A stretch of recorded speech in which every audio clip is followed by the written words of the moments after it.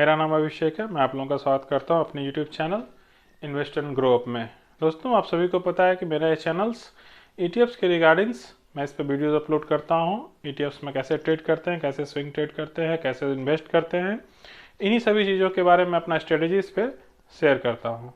तो दोस्तों, मैं आप लोगों को आज का जो टॉपिक मेरा होने वाला है उस पर मैं पहले उसका थोड़ा समरी बता देता हूँ कि जो आज का मैं टॉपिक ले रहा हूँ वो है अपना जो इंडाइसेस है निफ्टी 50, उसमें सबसे बड़ा पार्ट अगर किसी का है इन्वेस्टमेंट का, किसी सेक्टर का है, तो वो है फाइनेंशियल का।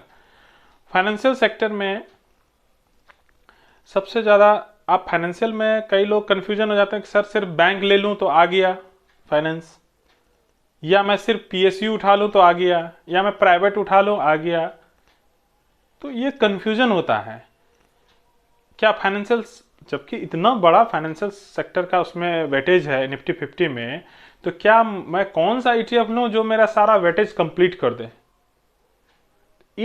ताकि मुझसे छूटे नहीं। ये कंफ्यूजन होता है। कोई कह देता है सर बैंक उठा लो हो गया सारा, निफ्टी बैंक 20 ले लिए सारा आ गया, पीएसयू ले लिए आ गया।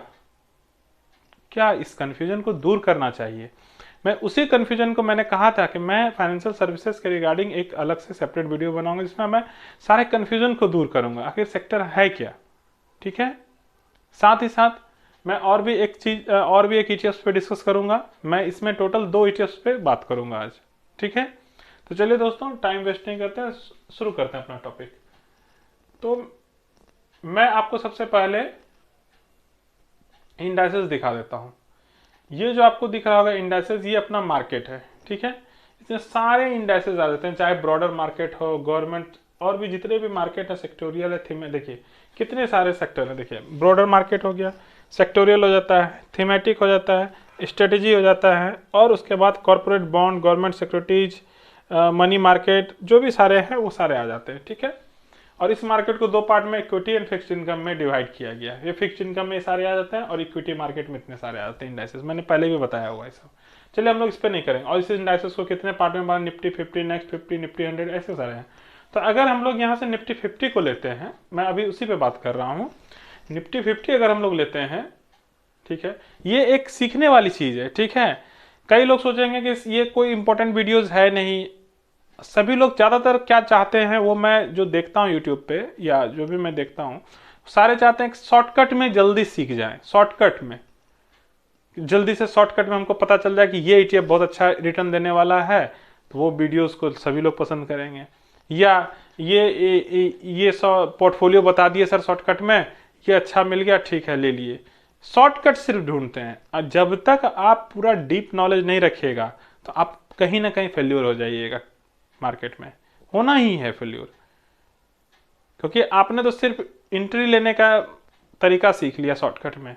कभी एग्जिट होना पड़ेगा तो आप भूल जाएंगे कैसे होना है, कौन कौन सा सेक्टर छूट रहा है वो आपको नहीं पता है। तो नॉलेज भी होनी चाहिए, नॉलेज सीखने से नुकसान नहीं है। इसीलिए मैं हमेशा रिक्वेस्ट करता हूँ कि जो भी मैं वीडियो डालता हूँ हर एक में नॉलेज छिपा हुआ है, आप उसको देखिए एक बार। ठीक है, तो अभी मैं निफ्टी 50 का खोला, ये मैं पहले भी दिखा चुका हूं, फिर से मैं एक बार रिवाइज इसलिए यहां दिखा रहा हूं कि इसका अभी जरूरत होगा। ये देखिए 34.53% का बड़ा इसमें वेटेज है। इसके बाद सेकंड आईटी, उसके बाद oil and gas, consumable fuels जो है, फास्ट मूविंग गुड्स, ऑटोमोबाइल। इसके लिए मैंने बता दिया है, जो अपना पोर्टफोलियो मैंने क्रिएशन के लिए बताया, स्मार्ट पोर्टफोलियो एक मैंने वीडियो अपलोड किया है, स्मार्ट पोर्टफोलियो कैसे बनाते हैं। उसमें बहुत कम ईटीएफ्स बताए हैं जो कि लगभग मार्केट के 99% को कवर करता है। समझ जाइए, वो मैंने ऐसे ऐसे ईटीएफ्स में चुने हैं जो मार्केट के 99% एरिया को कवर करता है। हो सकता है 2% आगे पीछे हो जाए, 97 हो जाए, 96 हो जाए, 98 हो जाए, ये हो चलेगा, लेकिन उसको तो पकड़ना नहीं है। बट मेरा ये कहना है कि लगभग मार्केट को वो कवर करता है। मैंने वो पोर्टफोलियो, इसलिए मैंने उसका नाम स्मार्ट पोर्टफोलियो रखा है। मेरा वीडियोस है, आप लोग उसको जाए मेरे वीडियो सेक्शन में चेकआउट कर सकते हैं। तो चलिए, ये एक फाइनेंस, वो मैंने इसलिए वो वीडियो बनाया स्मार्ट पोर्टफोलियो का, क्योंकि बहुत लोग चाहते हैं कि सर मैं कितना ढूंढूंगा, कितना माथा फोड़ूंगा, अगर कहीं से पता चल जाए कि सर पोर्टफोलियो कौन कौन से रखना है। तो मैं स्मार्ट पोर्टफोलियो पे रिगार्डिंग और भी वीडियोस लाऊंगा। हो सकता है कोई चाहते होंगे कि नहीं सर मेरे पास पैसा कम है, कम ETF बताइए लेकिन बढ़िया सारा बताइए जिसको हम पोर्टफोलियो बना सकें। तो मैं बना बनाया पोर्टफोलियो आपको डालूंगा वीडियो में, जिससे आपको ये हेल्प मिलेगा कि अपने से आपको मेहनत नहीं करना पड़ेगा। अगर आप अपने से रिसर्च करके बनाते हैं बहुत अच्छी बात है, उसी के लिए तो मैं इतना सिखाता हूँ। लेकिन मैं सभी दर्शक जो भी मेरे व्यूअर्स हैं, जो भी मुझे देखते हैं, मैं सभी का ध्यान रखना चाहता हूँ, इसलिए मैंने वो भी बना दिया।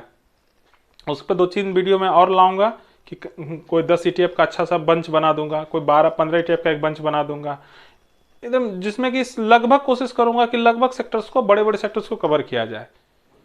कम पैसा वाले हैं चलिए उसके लिए छोटा एक पोर्टफोलियो बना दिया तो वो भी ट्रेड कर सकते हैं। इस सब को ध्यान में रखते हुए मैं पोर्टफोलियो से रिगार्डिंग 2-4 वीडियोस अपलोड करूंगा जिसमें सारा कवर हो जाएगा, 2-4 में ही सारा आ जाएगा। चलिए दोस्तों हम लोग टॉपिक पे चलते हैं, फाइनेंशियल सर्विसेज। ठीक है, तो इसके अंदर क्या आते हैं फाइनेंशियल सर्विसेज में? देखिए पहली बात समझ लीजिए, फाइनेंशियल सर्विसेज एक सेक्टर है, उसमें बैंक आ जाते हैं। बैंक भी कितने तरह के होते हैं? 2 तरह के, एक तो प्राइवेट बैंक, दूसरा सरकारी बैंक होता है। ठीक, समझ गए? ये 2 बैंक हो गए। ठीक, अब जो बैंक बीज लिया आपने, बैंक बीज आपने लिया तो उसमें क्या हो गए? उसमें प्राइवेट बैंक भी हैं, सरकारी बैंक भी हैं। ठीक है, लेकिन सिर्फ सरकारी बैंक कोई लेना चाहता है PSU ले लेता है, सिर्फ प्राइवेट बैंक लेना चाहता है तो ICICI का बैंक P करके प्राइवेट करके एक आता है ETF, वो ले लेता है। सिर्फ प्राइवेट बैंक अलग हो गया, PSU अलग हो गया। ठीक है, लेकिन फाइनेंशियल सर्विसेज में, जो फाइनेंशियल सर्विसेज है, जो ये जो सेक्टर है, ठीक है, इसमें आप देखेंगे कि सारे आ जाते हैं। ठीक है, तो इसको कवर करने के लिए जो ETF है वो मैंने बताया है अपने स्मार्ट पोर्टफोलियो में BFSI करके। ठीक है ना, फाइनेंशियल सर्विसेज का ETF है। अगर कोई उसको रख लेता है तो सब आ गया। जैसे कि आपको कोई इंश्योरेंस बेचता है वो भी फाइनेंशियल सर्विसेज है। जैसे बजाज फाइनेंस है, ये कार्ड दे देती है, ये चीज खरीद लीजिए, वो फाइनेंशियल सर्विस। NBFC है, वो फाइनेंशियल सर्विसेज में आता है। तो ठीक है, तो चलिए हम लोग इसको एक बार समझ लेते हैं शॉर्टकट में, ज्यादा मैं लंबा नहीं जाऊंगा। ठीक है ना, चलिए जैसे कि आप फाइनेंशियल सर्विसेज हो गया,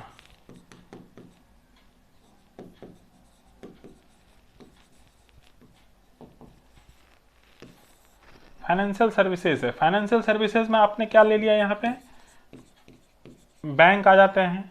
ठीक है, दूसरा आ जाते हैं जो सर्विसेज देती हैं। ठीक है, बैंक को भी कई लोग प्राइवेट बैंक हो गया, PVT मैंने कर दिया, और GOVT गवर्नमेंट, प्राइवेट बैंक और गवर्नमेंट बैंक आ गया। और सर्विसेज तो ही, सर्विसेज में भी कई सारे आते हैं, जैसे किसमें हो जाते हैं? इंश्योरेंस हो जाते हैं, इंश्योरेंस या NBFCs जो है। ठीक है, ये सर्विसेज हो। देखिए आप समझ गए, बैंक में प्राइवेट बैंक, गवर्नमेंट बैंक हो जाता है, सर्विसेज में इंश्योरेंस सेक्टर हो गया और NBFCs हो जाते हैं। ठीक है, अगर मैं BFSI को लेता हूं, अगर मान लीजिए कि मैं BFSI ETF को लेता हूं, ठीक है, अगर मैं BFSI ETF को ले लेता हूं तो ये क्या है? फाइनेंशियल सर्विसेज को कवर कर दिया पूरा, ये फाइनेंशियल सर्विसेज आ गया इसके अंदर। लेकिन कोई बैंक बीज लेते हैं, बैंक बीज लिए तो ये इसको कवर कर लिया। ठीक है, ये छूट गया, फाइनेंशियल सर्विसेज तो आपका गया। उसमें बजाज फाइनेंस है, बहुत सारी बड़ी कंपनियां हैं, HDFC एसेट मैनेजमेंट आता है, इतनी बड़ी कंपनी है, वो छूट गया इसमें। फिर SBI लाइफ है, बहुत सारी इंश्योरेंस कंपनियां हैं बड़ी बड़ी, वो तो गई। तो वो इंश्योरेंस कंपनियां आपकी छूट गई, ये इंश्योरेंस छूट गया। NBFC उतनी बड़ी, बजाज फाइनेंस बहुत बड़ी कंपनी है, वो तो गई। आप समझिए, इसको समझिएगा तो समझ में आएगा मेरे से छूटता क्या है। कई लोग सिर्फ बैंक बीज ले लिए, सर मैंने तो बैंक कवर कर लिया, मैंने तो फाइनेंस ले लिया। अरे भैया वो फाइनेंस का एक पार्ट है, पूरा फाइनेंस आपने लिया है कहाँ? ठीक है, तो अब आप समझ गए। अब BFSI का हम लोग क्या करेंगे, एक बार पोर्टफोलियो देख लेंगे, तब तो समझ में आ जाएगा ना कि सर BFSI में कितने मतलब कि वो होते हैं, क्या कहते हैं। देखिए ये है ना Mirae Asset Nifty Financial Services ETF, जिसको हम लोग BFSI भी बोलते हैं। ठीक है ना, इसमें देखिए टोटल्स जो सारे स्टॉक्स आते हैं इसके अंदर, आप देखिए यहाँ पे HDFC, ICICI सारे प्राइवेट बैंक आ गए। ठीक है, कोटक महिंद्रा, 4 प्राइवेट बैंक जो टॉप के हैं, Bajaj finance, Bajaj Finserv, SBI भी आ गया, और जितने फाइनेंशियल इंस्टीट्यूशंस है छोटे छोटे, पावर फाइनेंस जो लोन देती है छोटे छोटे इंस्टीट्यूशन, इंश्योरेंस आ गया, HDFC लाइफ आ गया, ठीक है, ये फाइनेंस, NBFCs देखिए यहाँ के चोलामंडलम इन्वेस्टमेंट फाइनेंस, ये NBFC, ICICI लोम्बार्ड, इतनी बड़ी इंश्योरेंस कंपनी है, ये सारे इंश्योरेंस कंपनी भी इसके अंदर आ जाती है। तो काफ़ी सारी कंपनियां इसके अंदर आ जाती हैं, इसलिए वहाँ क्या होता था, छूट जाता था लोगों से। तो इन सारी चीज़ों को मैं समझाने के लिए कि क्यों मैं BFSI को कह रहा हूँ, BFSI में सारे लगभग आ जाते हैं। हाँ, इसमें क्या छूट रहा है, सरकारी बैंक, PSUs बैंक छूट रहे हैं। तो मेरा ये कहना है कि अगर कोई, अब देखिए मैं बताता हूँ, ठीक है, अगर किसी को रखना है, सर क्वेश्चन होगा, सर मैं फाइनेंशियल सर्विसेज को कवर करूँ तो क्या क्या ले लूँ जो आ जाए, सिंपल सा, इतनी कहानी समझना शॉर्टकट में। तो क्या ले लिए, ये BFSI ले लिए, साथ में साथ एक PSU ले लिए, PSU बैंक बीज ले लिए, आ गया। अब इससे बाहर कुछ नहीं है, ठीक है, आ गया ना, बस ये दोनों ले लिए, फाइनेंशियल सेक्टर सब आ गया, बस कुछ भी नहीं छूटा। इंश्योरेंस आ गया, NBFC आ गया, प्राइवेट बैंक आ गया, सरकारी बैंक आ गया, इसमें PSU में, इसमें सरकारी बैंक बस एक SBI है, बाकी सारे नहीं है, तो इसमें सारे आ जाते हैं, ठीक है। तो समझ गए, इतने को कवर कर लिया, बस इतने में आपका सारा फाइनेंशियल सर्विसेज आ गया, अब कुछ नहीं बचा।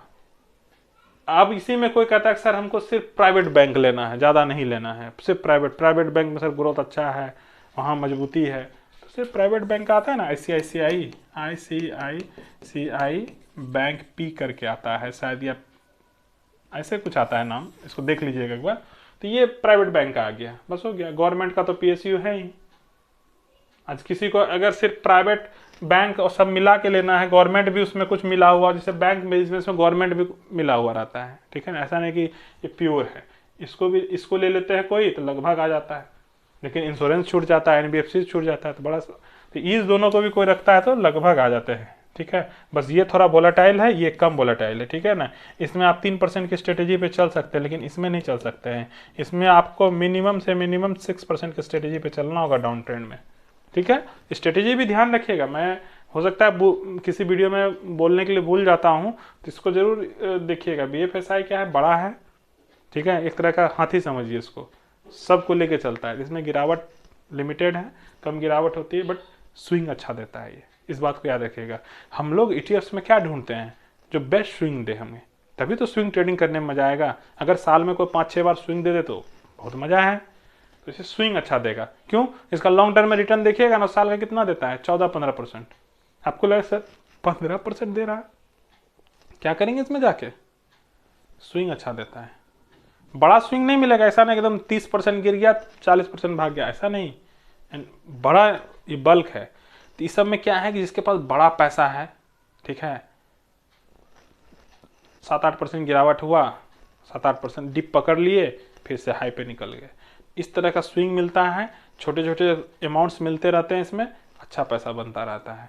तो इस सब चीज़ों को समझिए, ये नहीं कि सर PSU ले लिए हैं बहुत बड़ा उसमें स्विंग मिलता है, वो नहीं लेंगे जो ये लेंगे, इसमें रिटर्न में तो गिरावट भी अच्छा खासा होती है। कोई बड़ा अमाउंट लेके बैठा है, कोई 20 लाख 25 लाख लेके बैठ रहा है, तो उसको तो जब नीचे जाएगा तो उसका तो थोड़ा सा धड़कन तो बढ़ेगा ही बढ़ेगा। तो इन सभी चीज़ों को थोड़ा सा ध्यान रखिएगा। इसलिए मेरा काम है, मैं सब चीज़ बता देता हूँ, चुनना आपकी जिम्मेवारी है, मेरा कोई इसमें दबाव नहीं होता है, क्योंकि मैं पहले ही डिस्क्लेमर दे देता हूँ कि मेरा इसमें कोई भी रिकमेंडेशन नहीं है, मैं आपको नॉलेज दे सकता हूँ, डिसीजन आपका होना चाहिए, ठीक है। तो चलिए दोस्तों, ये आप समझ गए BFSI को। BFSI क्या है, बहुत बड़ा हाथी है, ये समझ गए आप। निफ्टी 50 में सबसे बड़ा वेटेज इसका BFSI, फाइनेंशियल सेक्टर पूरे देश को चलाता है, ये सबसे बड़ा सेक्टर है। इसको कोई रख लिया तो बहुत बड़ा चीज आपने रख लिया।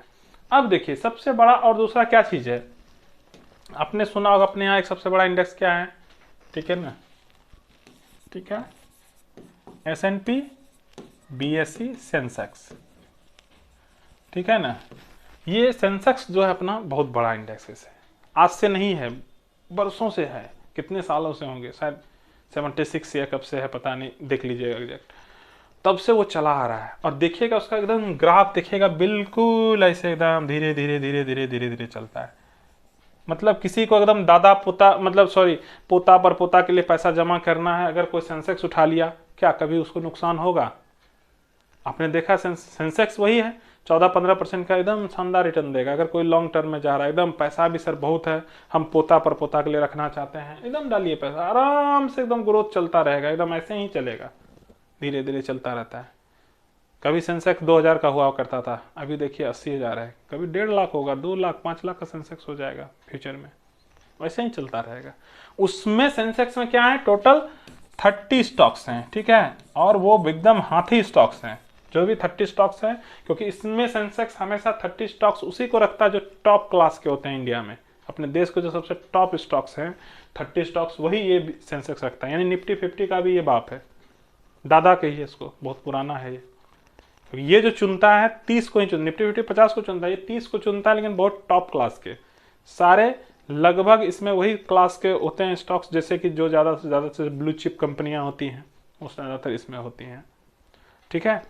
तो अब आप यहाँ सोचेंगे कि सर 30 स्टॉक्स है, एकदम आराम से मैं सारा नॉलेज मेरा देना है आपको, कौन सा रखना पोर्टफोलियो में आप डिसाइड कीजिए। उसी सपोर्ट के लिए मैंने पोर्टफोलियो वाला भी अपना एक तरह का वीडियो बनाना शुरू कर दिया, स्मार्ट पोर्टफोलियो कैसे बनाए, थोड़ा सा इस अमाउंट के, फिर मैं और पोर्टफोलियो का 2-3 वीडियो और धीरे धीरे डालूंगा, ताकि सबों को हेल्प मिल सके। सर मेरा इस अमाउंट का है, मैं 5 लाख से ट्रेड कर सकता हूँ, चलिए 10 गो ETF वाला है, बढ़िया पोर्टफोलियो सर ने बताया है, इसमें मेरे लिए ठीक रहेगा। किसी का 10 लाख है, किसी का 2 लाख है, 1 लाख वाला तो मैं पहले भी बता चुका हूँ। तो इन सब चीज़ों को मैं बताऊँ, क्योंकि मैं जानता हूँ कि इन्वेस्टमेंट में क्या क्या परेशानियाँ आ सकती हैं। चलिए नेक्स्ट हम अपने टॉपिक पे चलते हैं। तो ये सेंसेक्स 30 स्टॉक्स को कवर करता है। इसका जो मैंने बताया, इसका एक ETF है, क्या है, SBI BSE सेंसेक्स ETF, ठीक है ना, SBI BSE सेंसेक्स ETF।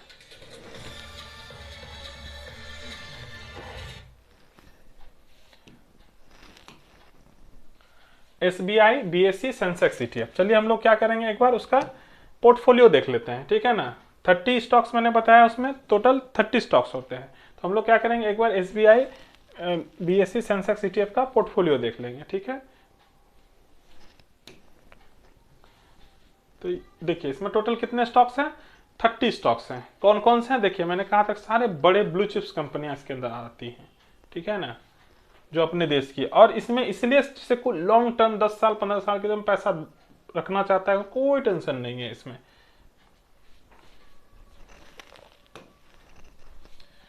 देखिए इसमें HDFC, सारे दोनों बैंक आ गए, टॉप क्लास के बैंक हैं। उसके रिलायंस इंडस्ट्री, IT आ गई, इन्फोसिस, उसके बाद ITC आ गई, लार्सन एंड ट्रूबो, भारतीय एयरटेल, टाटा कंसल्टेंसी, ये 2 IT की दिग्गज कंपनियां हैं। एक बैंक, यहाँ भी 2 बैंक आ गए, Mahindra and Mahindra, Kotak Mahindra bank, Hindustan Unilever, FMCG की बड़ी कंपनियां हैं, ये भी IT है। सन फार्मास्यूटिकल सबसे बड़ी फार्मा कंपनी, ठीक है। बजाज फाइनेंस, NBFC और नेशनल थर्मल पावर कॉरपोरेशन, ठीक है।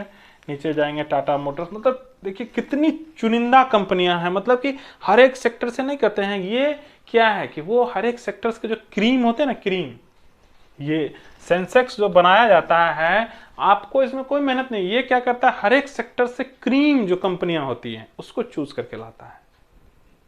सेंसेक्स वही चीज है, 30 है तो समझ लीजिए कि उस सारे सेक्टर से क्रीम को उठाया होगा, किसी भी खराब को नहीं उठाया। उसमें जो खराब आएगा, हर एक रिव्यू होती है, हर फाइनेंशियल में रिव्यू होती है इसकी, उसको बाहर करेगा वो, फिर दूसरे को डालेगा, ठीक है।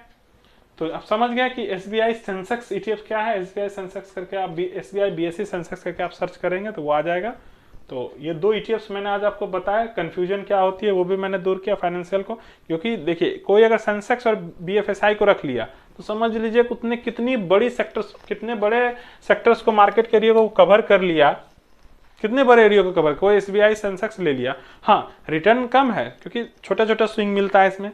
कोई स्विंग करना चाहता है उसके लिए तो छोटा छोटा स्विंग मिलेगा इसमें, लेकिन कोई लॉन्ग टर्म के लिए जाना चाहता है कि सर मैंने हाथी 2 हाथी है ये रख लिए हैं, कोई टेंशन नहीं होगा, धीरे धीरे ग्रोथ होगा, लेकिन पैसा बनता चला जाएगा। कोई लॉन्ग टर्म में अपने बड़े बेटे पोते के लिए रखना चाहता है पैसा, आराम से डालिए, एकदम SIP करते जाइए, एकदम चलता रहेगा। मैंने SIP के लिए बेस्ट अगर कहेंगे तो कौन सा है, अगर हाथी, अगर ब्रॉडर इंडेक्सेस ले लेना तो निफ्टी 500 रख लीजिए, कोई सेंसेक्स रख सकता है, कोई फाइनेंशियल सेक्टर को रख सकता है। फिर BA फाइनेंशियल क्या है कि फाइनेंशियल, देखिए मैं क्या कहता हूँ, देखिए हमेशा याद रखिए कि एसआईपी जब भी कीजिए, कोई कहता ना कि अगर किसी का एक क्वेश्चन हो कि एसआईपी सर लॉन्ग टर्म में कैसे करें, बहुत का क्वेश्चन आता है। तो एसआईपी के लिए मैंने एक वीडियो बताया था कि एसआईपी किस किस ईटीएफ में करना चाहिए, खास करके जो ब्रॉडर हो, जिसमें मल्टीपल सेक्टर इन्वॉल्व होने चाहिए। हमेशा ये एकदम याद रखिए, इसमें हमको कोई ईटीएफ का नाम नहीं बताना है, बस आप जान लीजिए कि ईटीएफ चुनना कैसे है, कौन से ईटीएफ को हमको एसआईपी के लिए चुनना चाहिए। ये कॉमन चीज है क्या, जो जिसमें लगभग सारे सेक्टर्स इन्वॉल्व होने चाहिए। किसी सेक्टोरियल में मत जाइए एसआईपी के लिए जिसको लॉन्ग टर्म जाना है, ठीक है। बाकी आप देख लीजिए कौन सा है, बस यही तो मेन बेसिक्स यही है चुनने का। तो मेरी बातों को आप लोग समझ गए होंगे, अब ज़्यादा डिस्कस नहीं करते हैं, वीडियो लंबा होगा। तो चलिए दोस्तों, आप लोगों से बस एक अनुरोध है छोटा सा कि आप लोग मेरे चैनल्स को प्यार दीजिए, इन्वेस्ट एंड ग्रो अप को सब्सक्राइब कीजिए, वीडियोस अच्छा लगे लाइक कीजिए, जो भी क्वेश्चन हो, क्वेरी हो, हाँ कोई भी दोस्त नाराज मत होइएगा, हो सकता है कि मुझे समय नहीं मिलता हो, तो मैं हो सकता है किसी क्वेरी का जवाब लेट से दूँ, लेकिन मैं दूंगा जरूर। और जो भी क्वेरी मुझे अच्छा लगता है या जो लगता है कि सबों के लिए इम्पोर्टेंट है, उसको मैं वीडियो के माध्यम से समझाता हूँ। नहीं तो मैं वहीं जवाब देता हूँ कमेंट सेक्शन में, नहीं तो अगर ज़्यादा इंपॉर्टेंट लगता है क्वेरी तो मैं वीडियो, ताकि सबको जानकारी हो सके, उसकी सबको सीखना है। तो चलिए दोस्तों, आज के लिए बस इतना ही। आप लोगों से रिक्वेस्ट है, इन्वेस्ट एंड ग्रो अप को आप लोग सब्सक्राइब कीजिए, वीडियोस को लाइक कीजिए, और सब्सक्राइब कीजिए तो बेल आइकन एंड ऑल को जरूर प्रेस कीजिए, ताकि मैं जो भी वीडियो आपको अपलोड करूँ उसका इमीडिएट आपको नोटिफिकेशन मिल सके, ताकि आप कोई जानकारी आपसे छूटे नहीं। तो आज के लिए बस इतना ही, धन्यवाद।